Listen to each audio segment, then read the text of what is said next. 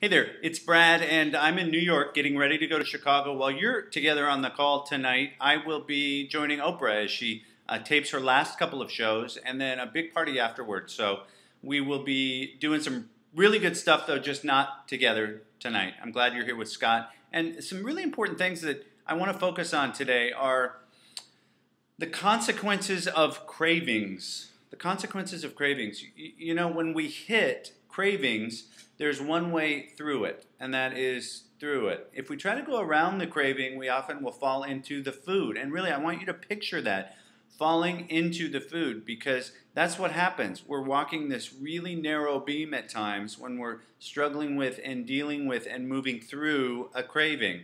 And when we fall off that beam, we fall into the food, into the behaviors that are holding us back from having the kind of body, the kind of spiritual life, the kind of relationships we want to have that are outside of our relationship with food. So think about that, the consequences of cravings. We're going to talk more about that tonight. I know Scott's going to get into it as well, about how those cravings, when left unanswered, lead us to falling off and into the food. So it's really an important topic, and something that is so important to you, helping you really change the way that you eat, the way you feed yourself. So the consequences of cravings, they have consequences. Also, I want you to think about expanding the lens. And what I mean by that is oftentimes when we look in the mirror, when you're a compulsive overeater, when you struggle with how and why and what and when you eat, we'll look in the mirror and we'll just look from the neck up. I know I still struggle to include the whole body. And so I want you to enlarge the lens. And by that I mean look at the whole body. Look at your whole self as really a combination of mind and body and spirit. Mind, body, spirit. And one of the ways that we can expand that is when we look in the mirror to look below the neck. Don't be afraid of what you see. It is what it is. You are lovable and loved just as you are in this moment, and there's room for improvement to live lighter and better and cleaner today. The wait is over. Journaling. Are you doing it?